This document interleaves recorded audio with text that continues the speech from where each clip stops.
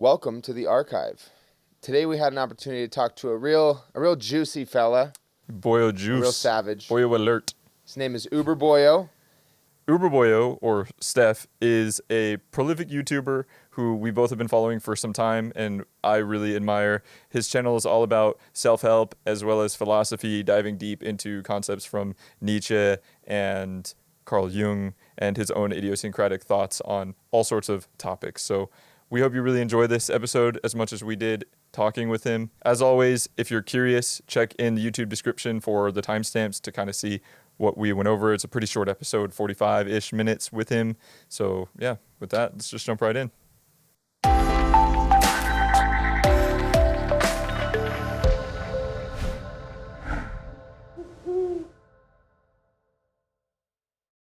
So before we get started, we just watched your most recent video. Who looks more like a cuck right now? Is it me or BJ? Just be honest, because I feel like there's like a level of cuckiness based on the amount of books, you know. BJ, your library is pretty big, bro. Like it's pretty. That's a pretty juicy library. Like I hope all that is that's the information about your accolades and your achievements. I hope that's what it's sort of documenting down there. That's really what it's all about. But that's a good library. It's a good library. Yeah, oh look, I troll too hard because obviously like there is the reason why I bring that stuff up is because I spend a lot of time working with people one-on-one, and I see people come in and there's a lot of low thumos, limp-wristed energy with nogginism, absolutely brainwashing people. And I would challenge. Obviously, books are not all bad. I'm sure we all understand this. I'm memeing a little bit. There's something you can get out of books. Nietzsche, for example, wrote books. I don't think he was completely against that type of stuff. Right. But yeah, I would see it as a general trend that you should be careful. You should be careful of the book, the little paperback demon. That's what you're looking for. Well, for sure. And I agree with you. I was laughing at you the whole time because you would go back and forth. You would say like, oh, I read the book. Oh, look. Oh, whoops. I didn't say that. Forget I said that. I didn't read the book, actually. I'm invoking the German spirit. Who needs books? We're Ubermenschen here. Yeah, man. I've been seeing. Yeah, he telepathically told me. That's what happened. Yeah. Straight channeled. I've been seeing you like build up in a lot of your recent videos. You had a video where you talked about like the warrior archetype versus the priest archetype. A lot of left brain, right brain, a lot of like jargonites, nogginites, and you're sort of like moving towards, in all of your discourses where you just like give lectures to the camera, it seems like you're moving towards your own idiosyncratic take on these great ideas that you have read in books before. But now you're telling people not to read the books, but in a way that you're really, it's trying to tell people to be holistic about reading, like, right? That's really what it is. It's just like, don't get so wrapped up in these ideas. Like, live your life. I'm massively reacting off empirical experience. So I've always, like Jordan Peterson quite famously did really, really well. You know, he did all right, that man. And I think the reason why the thing I notice about him is that when he speaks about this stuff, it is digested by his own mind. Like he's at the very least, he's giving his own take. He might be sort of in some sense saying Jung's take on this or something like that, but he's putting it at the very least in his own words. Like if teacher at the top of class says, all right, repeat back to me the book in your own words, like Jordan Peterson's definitely doing that on some level. He also has quite a lot of original thoughts as well that are pretty cool in that regard. And I absolutely love that. Now, the way that you do this, there's a litany of different ways that you do this. The most important way is, of course, just have your own experience. And when someone gives you an idea, try to reference it to your real life and understand how it is active in your real life and explore it that way. In fact, that attitude, it is called the Feynman technique if you want to look it up, by Richard Feynman. He was a quantum physicist. And that attitude I've always taken to knowledge. And for example, that actually I think is one of the reasons why people would find my stuff interesting, is because I am chewing this stuff up and presenting it in pretty much my own words in some type of sense. But since I've started to really do the Boyo program and take people on board, like I am comprehensively now seeing empirically people come in, and I'm seeing like actual people who've been using underneath the foot of these ideas for a long period of time. Yeah. And the track record is incredibly, like, I'm like, this stuff is not helping people as much as I thought. Like this is actually kind of bleak. I've noticed that there'll be like, you'll get a lot of people who will be lost in abstractions. Mm-hmm. That's really it. It's right. What I mean by this is that it's like, all right, well, why you even read? Why are you reading the books, bro? Like, what are you doing here? What do you want? What's the kind of goal here? And most people want to be. Maybe you could say this is like a little bit cringe, but most people want to be happy. Most people want to live a good life of happy action. And you sit down with someone who spent years digging into the books, reading all about this type of stuff, and it's like, well, what's your life look like? And it's just this absolute train wreck of a life. There's no good habits. There's no good nutrition. There's no good perspectives on the world. There's no realism to what you're talking about. There's no exercise routines. There's no mindsets about what's going on in reality. There's a lot of the only thing that's really there is like a very inflated escapism. That's really the only thing I could sort of say. And so I guess I've just slowly started to. It's just I don't know what it is. Have I become red pilled on the jargonite question? Like it has snapped me out of it and made me see this. So in a lot of sense, I'm reacting to an awful lot of what I'm seeing, and yeah, I'm trying my best now to chew stuff up as much as possible and put it like really clearly in my own words. And I actually want to start moving towards narrative an awful lot more, because I just find it's more fun to like paint a really big picture to the point, even when it's like just completely a story. But I'm going to have to figure out, I'm going to have to get my creative brain to see, can I pull that off? Because that's kind of hard. That's awesome. Yeah, man. I mean, I get where you're coming from, and your audience usually, I'm gonna assume, is probably younger men, probably like right out of college, maybe in the early 20s range. Is that 20s to 35 is actually the bulk would be mid 20s to late 30s. That's the bulk of my audience. And then there's the second largest bulk would be the Zoomers, the people who would be teens to college. And and that's it. So surprisingly, no, it's more like people actually a little bit older than me. Like you could say the kind of around about the 30-year-old mark is really just the big bulk of people, if you know what I mean. That makes sense. I mean, a lot of these guys there is this aspect of escapism. I am quite like you, and Connor is as well. Like I've been chewing through stuff my whole life, trying to build this sort of holistic, integral, one singular worldview that I can sort of give in my own way to the world that helps, and add your own spin on things, and not like a charlatan though. Like you're not trying to take ideas and steal them and pretend that they're your own or whatever. It's like you always get back to source, which made me laugh, because you're like, don't read books. But at the same time, you're trying so hard to edify the people who gave you the inspiration for the ideas. It's like you're in this rock and hard place. It's like, I get it. Right. Well, it's one thing to like just parrot an idea verbatim, and then to actually transmute it alchemically into your own words. It's actually very difficult. People think it's easy to generate your own words to convey an idea, but it's not. Well, Terence McKenna even said that, if even, I think it's like 0.001% of any idea that you ever have in your life, if it happens to be novel, then like you're blessed by God. Like you're so fortunate, because it's so rare to have a novel idea that's truly unique to the planet that hasn't been thought of or at least thought of in some derivative form. Right. Yeah. But I definitely appreciate everything that you do on your channel, Stef. And it's really inspirational. Thank you very much. Like you are a wonderful speaker. One of my questions was about that, actually. You started like way back in the day on Discord, right? Something like that. You're on Discord with your friends, kind of shooting the shit and stuff. Like, how did that happen? How did you become who you are today, in brief? Oh, well, I was never a fan of Discord. I was never a fan of the forum side of things. I was, because it's too operant on reading. So I actually think I've like crystallized why I didn't like it. I don't like that type of stuff. I've always been more of a speaker, an audio person. I think my ability to speak comes actually from long before I started doing stuff like YouTube, because I was working as a teacher, and I was doing quite a lot of stuff related to the experience of actually like dealing with people in life, like living a social life of out in the world. And then of course going through the teaching English, and I was doing that and whatnot, and that would force me to go into a class in front of people and deal with people like as a human, and actually take a complex set of ideas, which is English, which I had quite a good mastery of, because I fucking speak the language. Thank you to British Army. And I would break all that stuff down and comprehensively represent the jargon, of what grammar is and all this type of stuff in like colorful and specific ways that would really articulate everything out that's going on. And then I always knew a little bit about Nietzsche and Jung. I was always a fan of Nietzsche and Jung, so I started doing that on YouTube.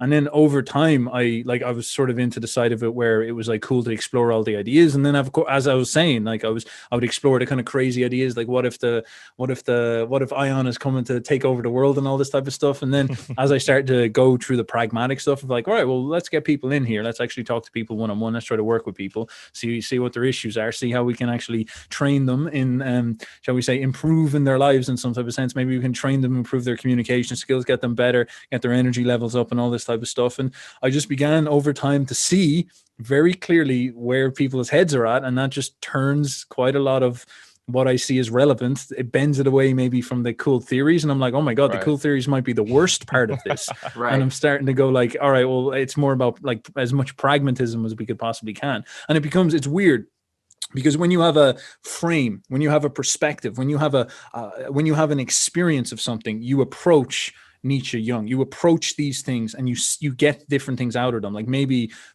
2 years ago, I would have told you the most important thing about Nietzsche is him talking about master-slave morality or something like this. But now I am like tearing through Nietzsche, and I'm reading all about his discussions about health, because he's always talking about the idea of being strong and healthy as the foundation for a good culture, if you know what I mean. And before, I would sort of brush over that, being like, well, why do I listen to a German incel who lives in a mountain who died of syphilis about health? But now I'm kind of going through it again and being like, I actually kind of see exactly, like with this empirical experience now, I'm like, oh my God, this is exactly why this is way more relevant than any of his crazy theories about master morality or slave morality. That's what really separates good books from great books in the jargon term by Mortimer J. Adler, who's a philosopher that I highly regard, that is at the foundation of a lot of my philosophy. The great books, and Jordan Peterson's even talked about great books before. Nietzsche is one of the great authors of history, and it's like every time that you return to those books, you get something new out of them. You could read them for your entire lifetime, and as you change, the words that you're reading change with you, and it's beautiful. And truly, like that's the difference between great minds and just people who are regurgitating the things that they read for their whole lives, like you're getting at when they're lost in this like conceptualization or this weird abstraction. So I really appreciate what you're doing with your channel, man. We've only been doing YouTube for 4 months now, and I know you've been doing YouTube for a lot longer. So I was just curious a bit about your start, and I appreciate you sharing that with us, man. It's really awesome. No problem. How are you finding YouTube? It's good so far. It's a lot of work. I do everything, like all the editing and stuff. Connor and I, we do the creative stuff together. We figure out what we're going to talk about. We do our outlines and things, and then we record, and I pretty much do all the editing. And it's like a lot of work without a team.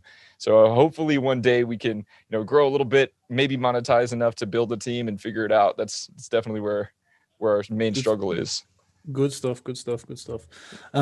Yeah, it's a bit of a struggle to get that stuff up and running. And well, what are you editing so comprehensively? Because editing's the thing that's going to take the most amount of time. Like, what are you doing? Are you editing down into like short snippets, or how are you kind of going about it? We're trying, like, what I really want to do is make it like a very visual experience. So kind of like how you have your narratives in the very beginning, where you have like a very strong opening with a lot of visuals, a lot of captivating audio elements, where you're maybe, narrating something that's really instructive, but also entertaining. And then you kind of jump into your own discourse where you're giving the ideas in your own way, and you're kind of just talking at the camera at that point. But there are some visual aspects to the entire episode as you have been improving and growing.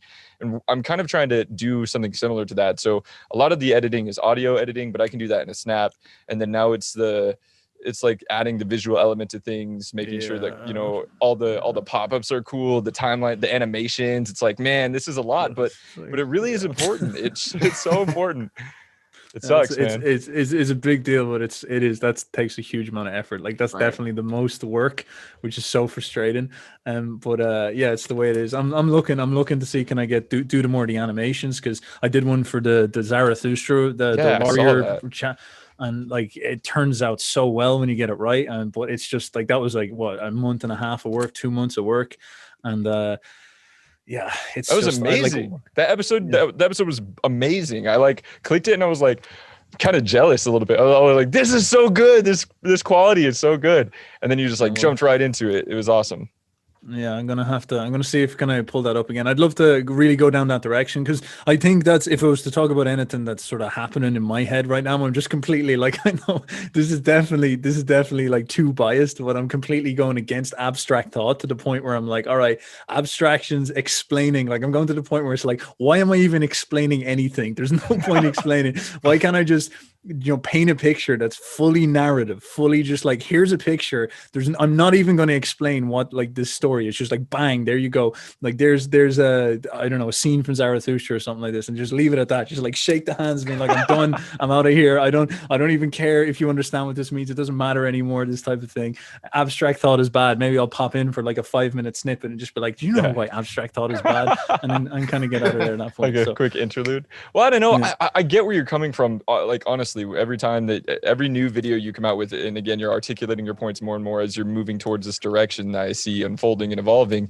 And it's like, it's beautiful, but at the same time, how do you give things to, it's like wisdom can't be spoken, right? You really can't. Like, you can give all the jargon you want, you can wrap all the ideas up, but it's like, you have to have that direct experience. We have an episode on our channel where we talk about the difference between knowledge and wisdom, and the integration of the two, reading books, gaining knowledge, having experiences, and like putting it all together to really have your own true experience of life, which you always mention as like the Ubermensch and things like that through Nietzsche and jargon. But it's to kind of go against everything that I'm saying. This is fucking, I probably shouldn't do this, but anyway, and to go against everything that I'm saying, the like, all right, this is a really good question. How does knowledge influence someone, and what is wise as knowledge to give people? Because if you think about this stuff, like, why, like, here's an interesting one. Why did the Catholics at some point just turn around and say, all right, fuck this, don't let them read the book? And it's like, what? So it's like, ban all the books except for the Bible, but don't let them read the Bible. It's like, guys, you fucking psychopaths, what are you talking about? It's like, no, this is for their own good. And it seems like an awful thing to do, but then, you kind of see like, you look at Twitter, for example, and you think to yourself, maybe the Catholics are onto something. Maybe people just don't need to be intellectuals. Like, they're not good. You go to a Facebook page where it's like a Kabbalah Facebook page or an esoteric knowledge group where there's all this super deep potential for real good discussion. And then you get more than like 5,000 people in there at once. And then all of a sudden it turns into just like shit slinging ego pissing matches where people are like, I have more knowledge than you. And it's all degraded and bullshit anyway. And it's like, I get where you're coming from. It's like, don't cast the pearls to the swine. Yeah, sort of. And I'm kind of thinking, all right, I see where they're going, them Catholics, with this. Maybe we were better off, because like, and think of terms, just strictly in terms of happiness. The people on Twitter, if like we just deleted Twitter and said you're not allowed on the internet, and they're like, what? My rights? And it's like, shut up, just go live your life, all right? And then they went around, they just went out in the sun and they just talked their shit with their friends around them, and just like, I just spent more time in their bodies. And like, they'd probably be way happier, man. They'd probably be so much happier than if they're on fucking Twitter. Like that would be such a liberation for them if they do that. They'd kick up a storm, of course, but you'd like free them in some type of sense. So maybe there's deep wisdom in there that we're not kind of thinking, and that is a very distinct thing. It's like the lack of knowledge there is the wise thing to do. But then, of course, flipped alongside of that, I have noticed the value of knowledge and the virtue of knowledge. Now, I actually think this is more wrapped up into stuff like identity. I actually think one of the most valuable things I've seen with people is to give them a historical perspective, to kind of understand who you are and where you come from, on what's your sort of position and what's going on. Like, for example, and this is very Jungian and Nietzschean mixed up together, if you will. For example, words that are used nowadays. Like look at any popular word, if you so wish. Any popular word that's kind of floating around, such as like Nietzsche does this classically with good and evil.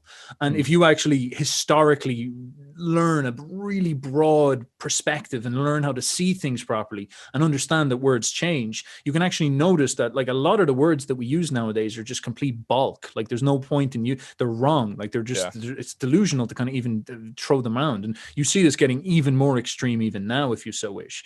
And something like this is not something that I can teach you through necessarily experience. Like, I can't tell you to go fight jujitsu and you're going to suddenly know which words are stupid. Although maybe like in some sense your energy will get better and you'll just be less attracted to like jargon if you want. But nonetheless, there's this very, very interesting thing about the power of words. And I found that giving people knowledge and showing them how words evolve, and maybe giving them the history of stuff like words and concepts and all this type of stuff, can be very, very useful for snapping them out of very, very silly things. There's something about stories and historical stories that are very, very powerful. It's almost like showing people the etymology of memes. Yeah, exactly. I was going to say it's the etymology. It's magic. It's really a lot of postmodern philosophers like Michel Foucault and others who talk about the power games and language games and all these new philosophies that are coming out who are dissecting these things exactly as you're saying them. Like, we recognize recognize that like language is this crazy construct that like holds us back in so many ways, but it's our only real tool that we have to interface with certain ideas. And you kind of, it's like cognitive dissonance, because you're always on one end of the spectrum, you hate it, and then on the other end you're like, I need it. And how do I where do you find the balance in giving the knowledge to people in the middle? And it's like, but you feel like if you teeter that line in the middle too long, it's like half-assed and mediocre, and it's like you're not saying anything. So it's like really difficult. But I think you've been doing a good job, man. I think you're like perfect, spot on the money. Thank you. Well, wait until you see me take the full Catholic tilt. The next video will be like, guys, we're Catholics now. I don't even know if we believe Christianity. We're just gonna go with it. Like basically, what I'm saying, dudes, is give me your books. We're gonna do a mass Boyo book burning, and this is how it's gonna work from now on. And then you'll be like, all right, Stef, maybe this is getting to your head a little bit. Well, I mean, we haven't gotten to the point where we're actually talking to real people all the time. At least in therapeutic sessions, where we're actually caring about like the inner workings of their lives on that personal level. So we haven't been jaded as much as you have by seeing the real I'm like reality. I'm like the guy showing up with the cigarette and the half thing of whiskey. I'm like, guys, you should fucking see this shit inside. It's like, it's pointless. It's all pointless. Yeah. Like, why are we even doing this? Completely nihilistic now at this point. Like, just ban the fucking, take the books off them, man. And then when the new Nazis come in 50 years or whatever, they're gonna look back at you and they're gonna be like, this guy told us to do this, and you're gonna be like, why is it that everyone misunderstands everything all the time? I'll have no teeth at that point. I'll be like, all right, I don't know. I think, yeah, whatever. Do whatever you want. I've long given up, guys. Like, oh man. That's yeah, awesome. well, I mean, you kind of painted a really good picture in the last episode, talking about people hunched over, not connected to their bodies, and sort of like disenfranchised, disembodied in their thoughts. And it really made me wonder, because you always talk about, like, in the beginning, you would talk about big ideas. You would just roll them around in your head as you figured things out, as you talked out loud, which we do often on the channel. And it made me think of like the hive mind Google consciousness. And you kind of alluded to it a little bit. It's like a crazy thought.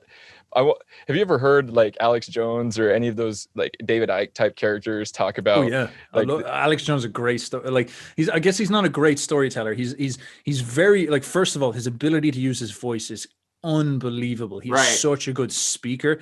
He's very, very colorful. Like, he really knows how to talk, in the sense of like everything hits you visually, and that's actually a really, really important thing to learn to do.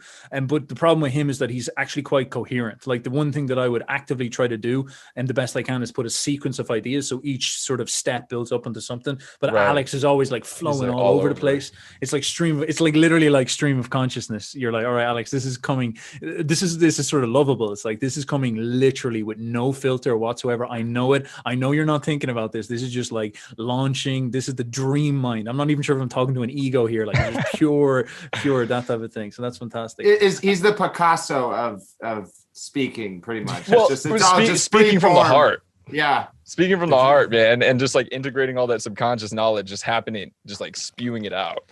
Yeah, But he'd make a great battle rapper. Yeah, that's it. He's like the Texas battle rapper of conspiracy theories. That's Hey, exactly what he is. we actually, both Connor and I are really into hip hop, and we both rap, and we both do music, and not seriously for a while, but I saw that you actually have some music out there, man, and it's actually it's actually really good. Yeah, I liked it. Are you still Thank you. doing that kind of stuff, like in your free time? You have fun with it? I really want to. I've like a couple of songs sitting there that I just haven't bothered finishing, that I really want to finish, because I've got like other things going on at the moment. Right. And I'm obsessed about how would I make a film? How would I make a full narrative? Right. And the problem with that is that I keep on, when my time I could finish the song, I keep on sidelighting that. But I'd really like some of those songs. I really like have they're a special place in my heart, because they're just kind of ripped out in the right way, and I just really like the vibe of them. So yeah, I want to get back to that. We have that same problem. We're always trying to orchestrate time for the podcast and carve it out, but music is such a tractor for people who love music that it really does become a distraction at a certain point. So, creative people struggle so hard, especially the more creative you are. I think like I'm into so many things. I'm into music. I'm into like the arts, and I'm into like podcasting and reading. I want to write books. I want to skateboard. It's like there's never time enough in a day. And then I got a family, a baby, a wife, like so many things. It's like, how do you do it? We need a hyperbolic time chamber stat. We got to become wizards. We got to figure it out. We need to like press pause. Right. It sucks, It's true, man. It's a hard one. You just gotta get the I think a team is key. Actually, that's sort of what I'm looking at. Like, is it's like you just got to get people to help you do certain things. Find people who want to do certain tasks, delegate, and just get rocking and rolling, and then free yourself to focus fully on the most important, if you so wish. But that's a project in and of itself, you know. I want to bring you back a little bit because you brought up the hive mind. I know we kind of got lost because we were talking about Alex stream of consciousness mode. Yes.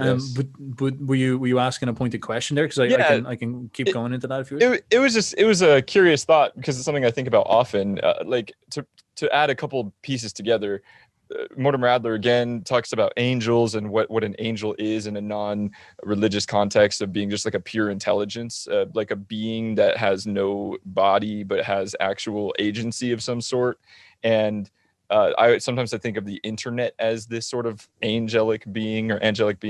And when you said what you said in your episode, it was like, oh man, it reminds me of everybody losing their bodies and trying to shed ego in like this weird neurotic way, because ego integration is actually really important. We feel like we require ego to actually have an experience. So it's like if we all get rid of our bodies and can join into this like conglomerate sort of singular weird artificial intelligence thing out here in hyperspace or on the internet, and we all lose our bodies, like it painted this picture, and I was like, man, that would suck. But it kind of sounds really cool. But it sounds almost like heaven. And I was just curious as to your opinions on what that would look like. I think actually one of the most telling things you could ever say about it is that it sounds almost like heaven, because I think it is if you want to speak archetypically, it is the return of the archetype of the kingdom of heaven within our current era, you know, the salvation through the rapture. Like, think about what the rapture is, that God comes down and he lifts up all our souls out of our bodies and brings us up into heaven, and there we go, salvation. And the good are brought up and the bad people are sent down to hell and left to burn in the lake of fire. Very, very interesting concept, the resurrection, the rapture of the just. Now, then scale this onto how modern, you could say, techno-utopians talk. And so the frame is that what we're going to do is build a all-seeing, all-knowing supercomputer machine intelligence that watches us all the time and sees everything. And what this machine intelligence is going to do, because it's by virtue good, is going to build a matrix of sorts that's going to be like a sort of supercomputer that's beautiful, like a kingdom of heaven. It's going to be, it's going to build a heaven, a gate and all this type of stuff. And then what this machine is going to do, either it's going to do it actively or we're going to do it willingly. It's going to open its gates to us and sort of say, well, do you want to come into this kingdom of heaven I've prepared, where I'll actually finally take you out of the hell of biology, the hell of your bodies, and you'll overcome death, and you'll upload yourselves and be pure consciousness if you so wish, and you can plug yourself into this, and this will be the rapture. And of course the problem is that you'll have a lot of ignorant people in the world who refuse to do this, who refuse to come along, and don't worry, they're just going to be stuck in the lake of fire. They're going to be stuck in hell by themselves, whereas you and I, we're going to go and live together in this glorious thing. It is the same archetype, the absolute same escapism, more because the instinct underneath this, the need to escape, the Gnostic feeling of like, I want to get out of this reality, is operant between these two forces, the Christian beliefs, and then of course the I guess you could say techno-utopian beliefs. There is that sort of feeling underneath both of them that is driving it, I'd so say. It's an absolutely fascinating thing to look at. To tie it, and I'm kind of just like double barreling here for a second, just because I know we're a bit short on time. To tie it into what I notice, you could say neurologically, is I'm not sure how much you've looked into the hemispheres and all that type of stuff, but for example, the division of the hemispheres, you have the word, language, abstract, and the Broca's area in here, the abstractions of the left hemisphere, the strange ability for the left hemisphere to remain conscious, whereas the right hemisphere seems to be aware and there in your head, but not actually, quote unquote, part of your, maybe you could say, ego consciousness. Is a very, very weird experience. Look up the videos of people with the epilepsy problem where they've cut the brains in half and the two brains are acting differently.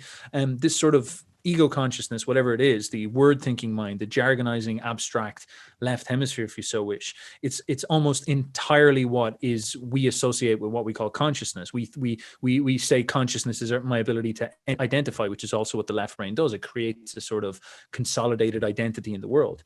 And it's my ability to categorize myself, to abstract myself into an identity that I understand, to understand the world, to plug myself into the world. And then of course what shows up on social media largely is the left hemisphere. Go on Twitter, and that's people's left hemispheres talking to each other. The Broca's area speaking to each other. Now, of course, like it's a bit more complicated than that, but in the simplest sense, it's favorable to that side of yourself, if you so wish. That faculty within your mind, that ability to speak in that overconscious, overzealous, word using part of your head. Now, that's an absolutely fascinating thing, because then the internet begins to look at as this sort of canvas for the ego left hemisphere conscious mind or some sort, and it's like offering that part of yourself to come up. And I don't know, and you can see it objectively. You can because it happens unconsciously. You're speaking words, but then this other thing is occurring as a byproduct or a consequence, and because everything's recorded online and you can see it objectively, it's like a canvas, like you said. It's like getting painted and slabbed on there, and you can just actually see it, and it's absolutely batty. One thing that I want to share with you is I don't know how much you talk about Catholicism and Christianity as examples for some of your ideas in the left right brain hemispheres and jargon. A lot of what you're saying is encompassed in a symbol called the Tree of Life through Kabbalah, which is Judaic mysticism. And on the Tree of Life, the first 3 nodes, which you can go research this on your own. There's a whole lot of stuff in Kabbalah. I've been studying it for years, but the first 3 nodes is like the Godhead, and then it's called Hakma and Bina, and it's a metaphor for exactly what you're describing. For Hakma consciousness is like an ocean of undifferentiated, soupy oneness of creativity and potentiality, and then it gets filtered down and sort of squeezed into the next node of the Tree of Life, which gives us language processing so we can look at it objectively. And it's almost like conscious ego versus unconsciousness, like language versus left brain, right brain stuff. It's really, really good stuff. You should look into the Kabbalah, Kabbalistic principles if you never have. It could just be another like avenue for you to go really deep into. I checked it with Aleister Crowley. I was reading him at one point. He brought it up quite extensively, and I checked it all out. And it's very interesting. I think it like precisely because you have the 2 sides, don't you? And then you have the unity in the middle. So maybe that was them clicking into these 2 modes of perception. Maybe, I'm not too sure, and bouncing like ping pong between them. That's definitely one interesting way to cross it. I've also looked into Hermeticism briefly, and Hermeticism, for example, compared to, for example, Moses's law, which is very direct and like do this, procedural, maybe even left hemispheric, whereas the Hermetic laws are all principle based, and they talk almost like a floozy right brainer. It's like, everything is vibration, and the principle of this, and the principle of vibration, the principle of energy, the principle of this. And maybe that is a sort of example of the 2 forms of perception representing themselves as philosophies, perhaps in some type of sense. I don't know, like this is very, very speculative, obviously, but it's interesting stuff. It's really interesting. I mean, it's really kind of what we're all about. We're like on the channel, we're always taking this esoteric sort of approach and trying to connect it with philosophy and like normal everyday experience. So I take a lot of inspiration from you, man. Like, you're doing amazing. I look up to you in a lot of ways, and thank you, brother. Like, thanks for coming on to our show. I know it sucks because it's so short time window that we have here, but short and sweet. We'll be punchy. That's what I'm going to try to do a little bit more now. Well, do you have any last questions, I guess, or anything you kind of want to run me by, or any thoughts? I mean, I have other questions I could ask.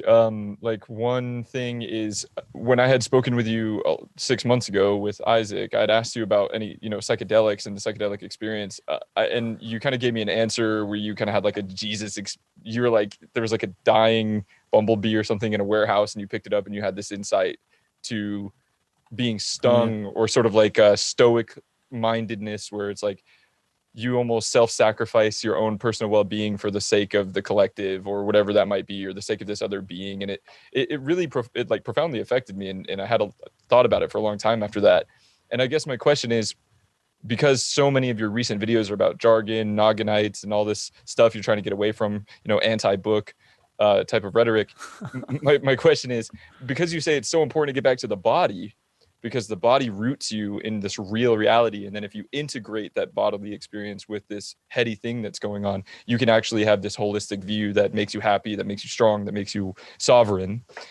When it comes to psychedelics and the psychedelic experience, do you feel similarly to that? Do you feel like people who chase the psychedelic experience for some semblance of truth or wisdom are exactly the same as the noggin jargonites who read books all day with no action? Like, how do you feel that they're synonymous, or do you feel like psychedelics are more akin to that bodily experience that's rooted in some some sort of actual? No. The vast majority of people who I find who take psychedelics are not in a good spot.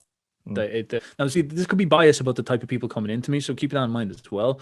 But I've noticed that, psychedelics tend to mislead people largely. Like, I don't think they, I don't think the things that I see working for people are like very much like, for example, getting your nutrition in order.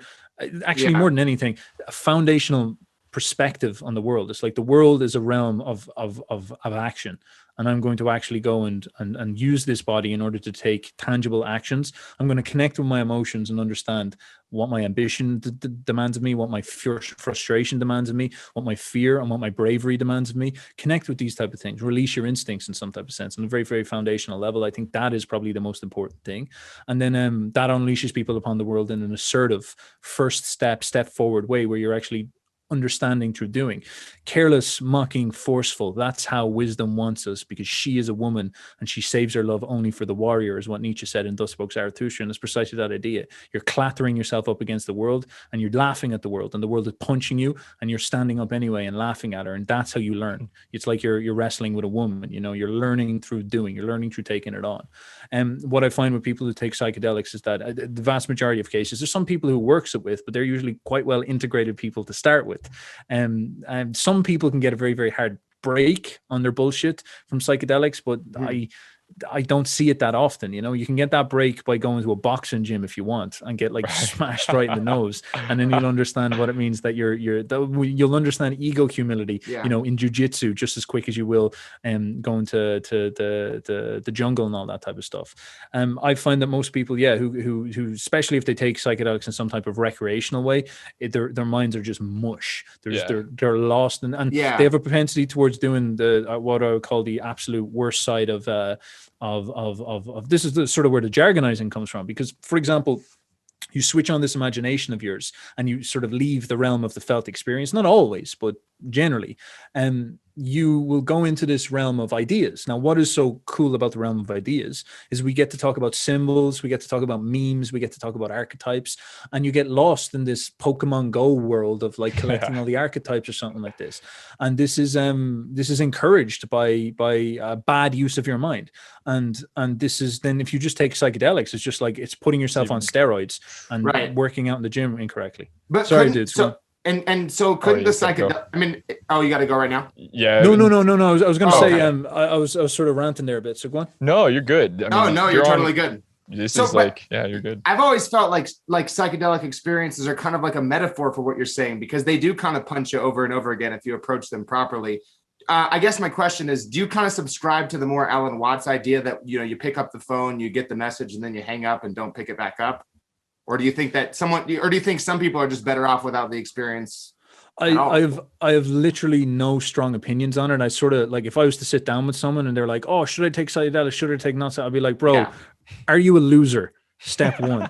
And if they turn around and say, "Well, what do you mean?" And I'm like, "Well, what's the state of your finances? What's the state of your ability to invoke yourself as a physical presence in the world? Do you know combat sports? How is things with girls? Have you got a creative practice? What are you making in your life?" And if it's like, no, I'm like, "Bro, you don't need fucking psychedelics. You need a slap in the face and get down and fucking do something." The vast majority of people are there. The way the world is right now is it's low thumos. It's got bad, toxic food, and people are coddled and victimized and in a bad place. And when they come in and I talk to people in this type of regard, this is the break I'm pulling. I'm like, it don't fucking matter what you think. Your problems are down to these foundations and fundamentals. The warrior school of life is where you need to start. And that's the sort of the question and the problem and the place you need to kind of go from there. Now, if you get some crazy juicy Chad who does, and he says, "Can I go do psychedelics?" I'm not gonna be like, "I don't give a fuck, do what you want." Yeah, go down to ayahuasca, you probably have a great time, and some dudes do it. And you'll also get these certain types of people. Now, these are rarer,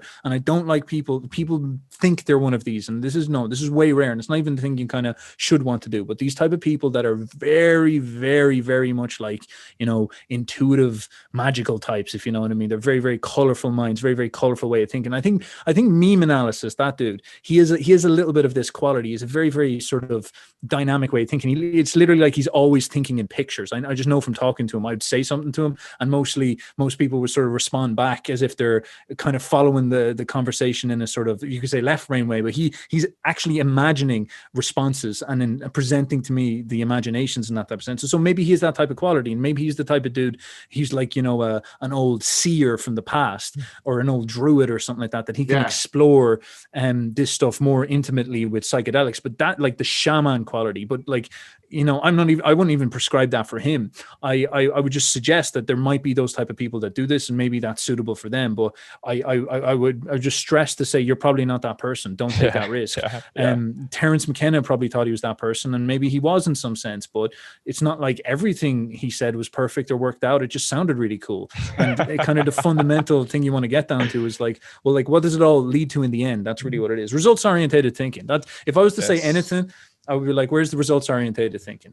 And that's I've been seeing that's that the a one lot thing from you. You'll see a lot of people be like, whoa, but it makes sweating. so much They're sense, like, though. It's so real and it's so raw, and just like literally it's the truth. It's like, that's all, regardless of how much abstraction you can do. Like, this is here now. Be here now. Be present. Be mindful. This is like, if you can do this, then everything else will come in flavors, and you can enjoy it or not. It doesn't matter, because you're right here. This is your life experience. And I see that that's what you're putting out, man. And it's like really, really powerful. So I really appreciate that. Well, I'm delighted it's hitting home, because it's interesting, because it is in some sense, like on my front, it's a bit of a risk, because you kind of have the audience, and like, what are the people who are listening to me? It's like, well, they all probably read books. They're all probably really into that side of the thing. They're all probably taking psychedelics. They're all probably taking psychedelics. So I'm sort of at the point, I'm like, am I literally going to burn who am this I whole talking thing? to? Yeah. Am I is this like me walking up with a gun and just like shooting at the bottom of the ship? I was laughing the whole time, because, and again, people might misunderstand like your intention. So maybe it will, but I think in the end it will be good for you. Be like a phoenix from the ashes, if anything. Yeah, it's honest work, right? If anything. I hope so. Well, look, gents, I'm gonna have to bounce along. Thank you very much for inviting me on, and thank you for absolutely everything. And bros, I wish you well, and send this over to me so I can throw it around a couple of places to get you a couple of views. Perfect. Thank you, man. I appreciate it. Thank you. It's been awesome. Thank you very much, gentlemen. I'll talk to you later. Bye bye. Good luck with everything. Bye, Stef. Bye bye.